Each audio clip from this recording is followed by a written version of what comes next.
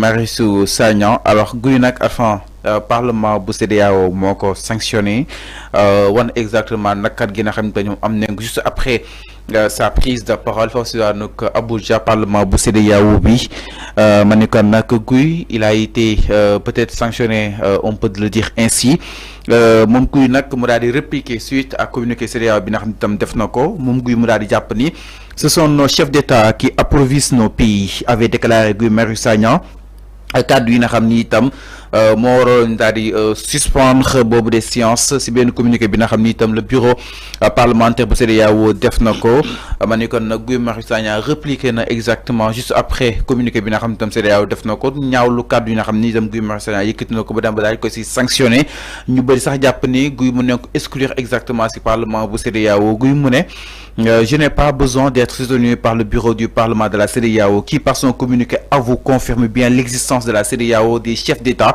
Sa seule préoccupation, l'avis illégitime et illégal du bureau de la CEDEAO ne m'intéresse pas. Ma seule préoccupation, le panafricanisme au service des peuples africains et non de l'impérialisme de certains chefs d'État qui sont des valets, a répliqué Guy Marius Sagna suite à cette posture du Parlement contre ces positions exactement. Mais Guy Marius Sagna n'a pas besoin de ce bureau de la CEDEAO. Si, enfin, il n'a pas besoin de ce bureau-là.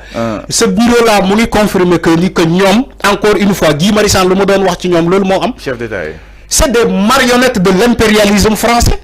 Lolu mo am. C'est quoi le bureau de la CEDEAO? C'est honte d'entendre ce bureau-là. Man koy lire demb. C'est honte d'entendre ces gens-là dire que Guy Marius Sagna le mu wax dafa ëpp. Il a débordé. Il n'a pas débordé. Guy Marius Sagna a dit ce que les Africains disent dans les recoins là.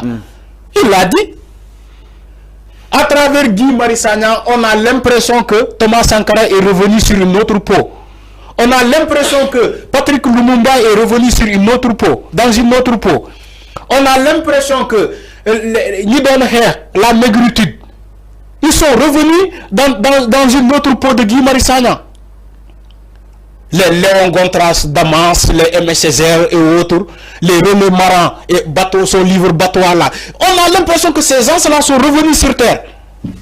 Mais ce que Guy Marius Sagna avait dit dans son allocution, gis nga africain bu amul fierté ci Guy Marius Sagna, tu es un traître. Le mot am point.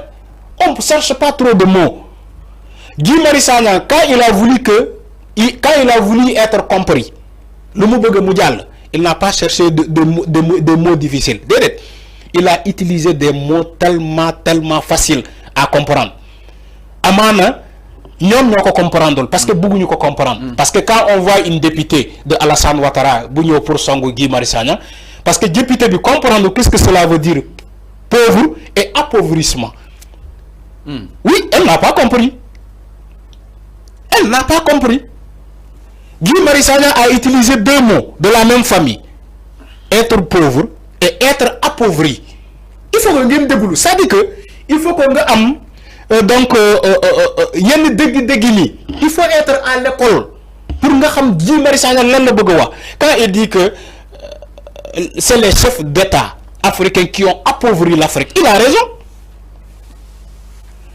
Loolu moo am. Et nous, on est fiers de ce Guy Marius Sagna là. Toute l'Afrique, les panafricanistes, les patriotes africains. Attention, tu peux être africain sans être patriote. Ça aussi, il faut que nous sachions. Moi, quand je dis tous les Africains sont fiers de Guy Marius Sagna, je parle des patriotes africains. Sont fiers de Guy Marius Sagna. Sont fiers de Guy Marius Sagna. Maintenant, si tu es un marionnette, une marionnette de la France, excusez-moi, de l'impérialisme français, des États-Unis,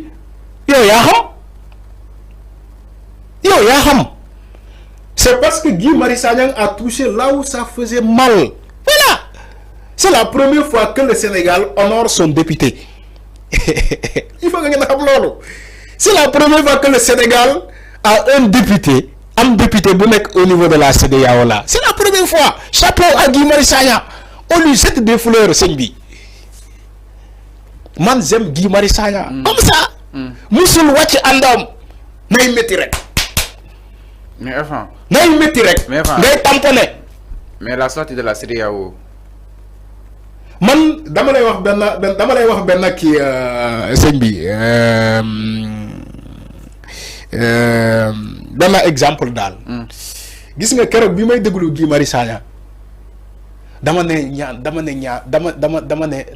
yàlla merci beaucoup yàlla ñun Sénégal ñu yàgg a am ñu mel ni Guy Marius Sagna ay Guy Marius Sagna yu bëri assemblée nationale léeg-léeg ma ne tey yàlla ma nekk wet Guy Marius Sagna foofu ci fu muy waxee léeg-léeg ma ne ko ma nangu kayit bi ne ko jox ma égali parce que j'avais tellement fier en lui. vidéo bi ba léegi dama koy xool chaque jour balaa may tëdd dama koy xoolaat damay ne est-ce que kii nii député le Sénégal dama ne est-ce que kii doomu Sénégal la tellement la fierté que j'avais envers Guy Marius Sagna ma ne non c'est pas possible sëñ bi sëñ Fallou nañu waxante dëgg Guy Marius Sagna c'est une fierté nationale et internationale. Les Maliens ont dit chapeau à Guy Marius Sagna. Les Burkinabés ont dit chapeau à Guy Marius Sagna. Les Guinéens ont dit chapeau à Guy Marius Sagna. Mais il y a des risques d'exclusion. Il y a les risques de la CEDEAO. Les risques, on s'en fout. La CEDEAO n'a pas voté Guy Marius Sagna pour mon député au Sénégal. Non, Parlement CEDEAO. Damane, déglu-moi, bu nekk les députés parlement nako ñoo nekk fi ñun bëgg nañ ko. Waaw? Il n'a pas Damane, on s'en fout. La CEDEAO n'a pas voté Guy Marius Sagna au suffrage universel direct au Sénégal pour mon député. Donc Guy Marius Sagna n'a pas de compte à rendre à la CEDEAO. Il s'en fout. Lu mu bëgg wax nako, jall na point. D'ici pendant 50 ans, l'histoire va retenir que Guy Marius Sagna, un député bu mel ni Guy Marius Sagna musoon na exister ci le parlement de la CEDEAO point. Le bureau cherché, ñun les patriotes africains am nañu ko. Suñ leen neexee tey ñu dàq Guy Marius Sagna biir CEDEAO on s'en fout ñun sénégalais dinañ ko soutenir nañoo nekkee fii député fii Sénégal ñun bëgg nañ ko nañu bisi nag gaaw ñibbisi ñëw nekk fii député fii Sénégal ñun bëgg nañ ko ñoom CEDEAO ñu uti ay député yu leen di xalamal ñoom du député yooyu la ñu soxla ay député yu bokk ci seen association de malfaiteurs parce que c'est ay chef d'état malfaiteurs la ñi noot ay africains di enrichir ci africains yi di appauvrir les populations africaines ñu ne kenn du ko fi waxee ñoom c'est chef d'état la loolu la ñu bëgg le Mali a raison sur la CEDEAO, a eu raison sur la CEDEAO. Le Burkina a eu raison sur la CEDEAO. Le Niger a eu raison sur la CEDEAO. Les États du Sahel là ont eu raison sur la CEDEAO. L'Union de CEDEAO Mounini, c'est une CEDEAO des chefs d'État et non une CEDEAO pour des peuples, pour les peuples africains. De Guy Marius Sagna parce que nous, c'est alliés. Ces chefs d'État de la CEDEAO sont alliés, la France, les États-Unis, la Suisse. Guy Marius Sagna, tu ne peux pas venir en Afrique nous parler des droits de l'homme, alors que chez toi, il n'y a pas de droits de l'homme. On ne considère pas les humains.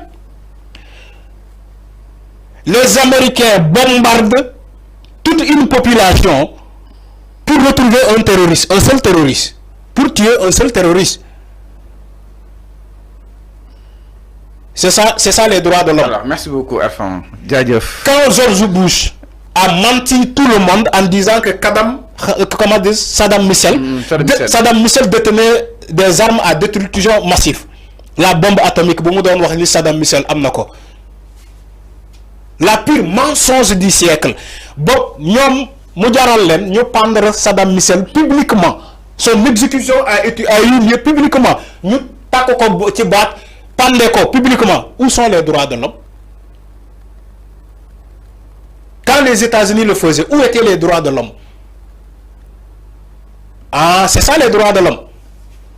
Alors, droits de l'homme. Alors que 16, tu vas à Guantanamo, le pourcentage des détenus incarcérés là-bas, la majorité est noire aux États-Unis. Tu prison, la majorité est noire. Pourquoi? Pourquoi? Alors, c'est clair. La Suisse, Guy Marius Sagna l'a dit. Nos chefs d'État volent des centaines de milliards en Afrique. Nous nous déposons que tu vas au trésor. ngeen accepté ko. Où sont les droits de l'homme? Alors c'est clair, c'est là où il a touché ça, là où ça fait mal. ñu ne non Guy Marius Sagna déedéet xam nga lu tax le bureau de la CEDEAO ñi xeex Guy Marius Sagna parce que mu ngi leen di yàqal daf leen nekk di yàqal. ñu ne non Guy Marius Sagna de non foog ñu jëlee ko fii parce que waa jii de mu ngi ñuy yàqal. ñun fu ñuy nëbb suñu xaalis moom mu ngi koy révélé.